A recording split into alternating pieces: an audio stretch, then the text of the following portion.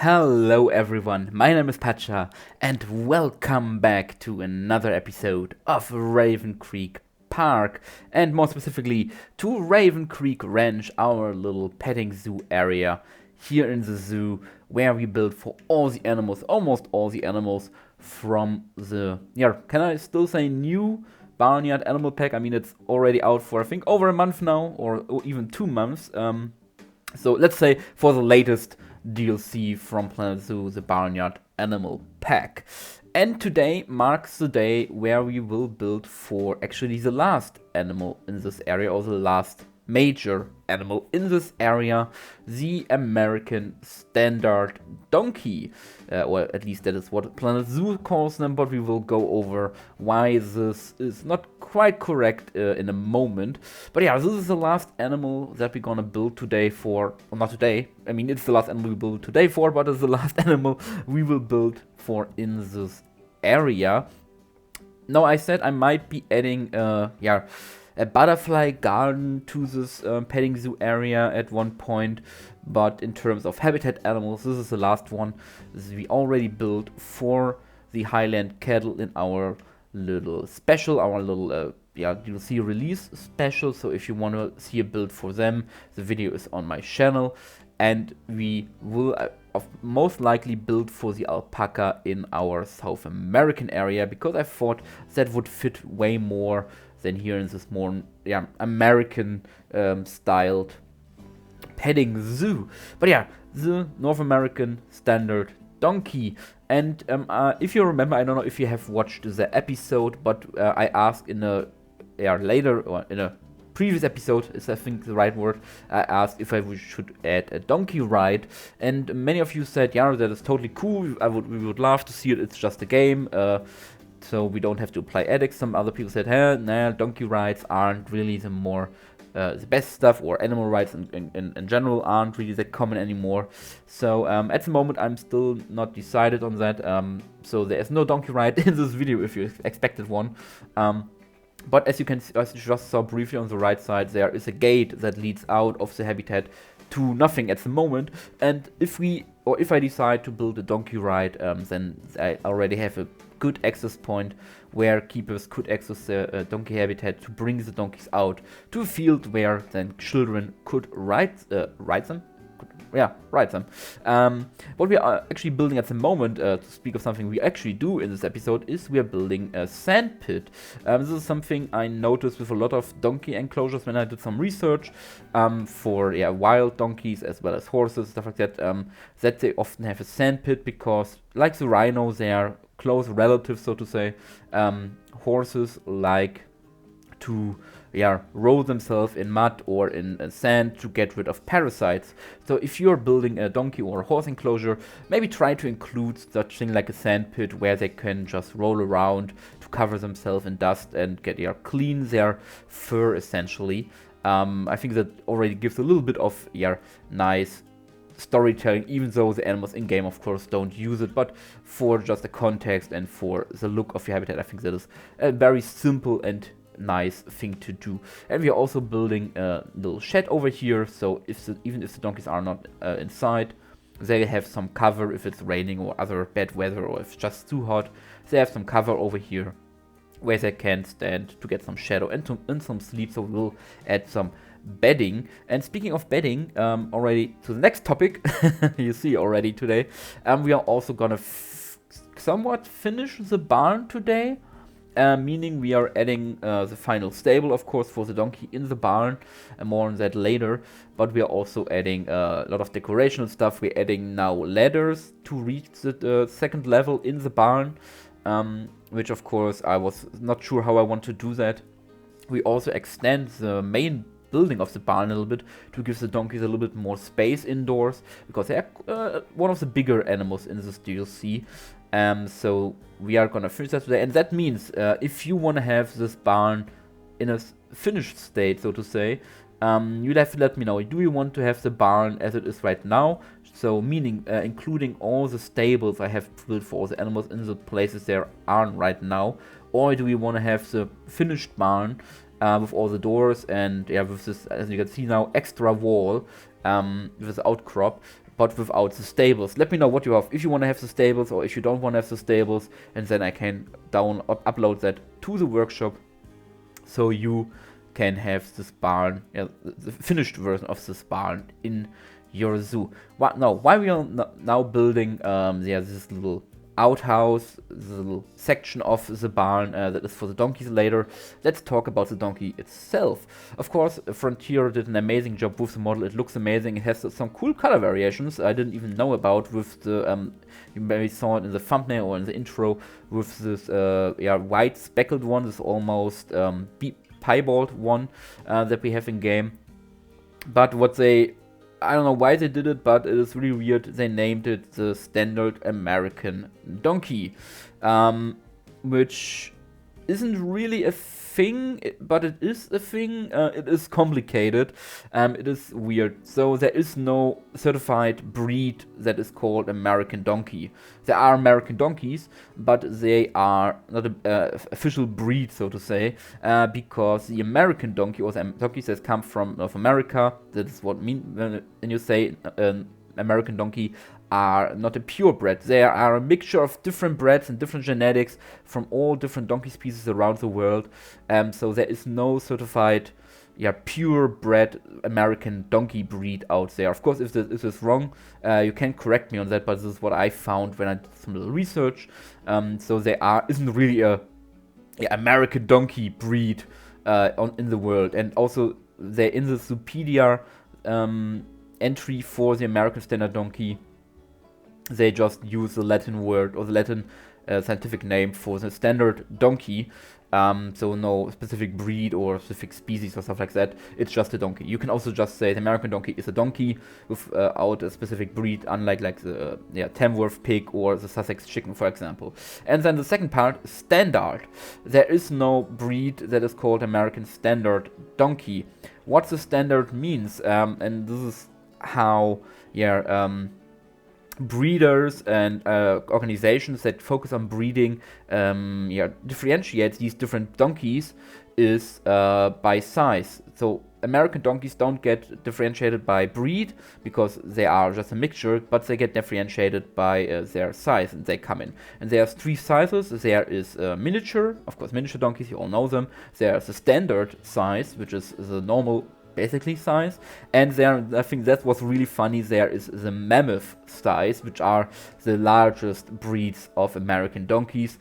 And I think this also applies for other farm animals like cattle. You also have miniature Highland cows, standard Highland cows, and large or mammoth Highland cows. So what we have in game basically is the standard size of a donkey that comes from North America, and that is it. That is basically what this donkey is. It could also be called just a donkey, just donkey, and it would be the same.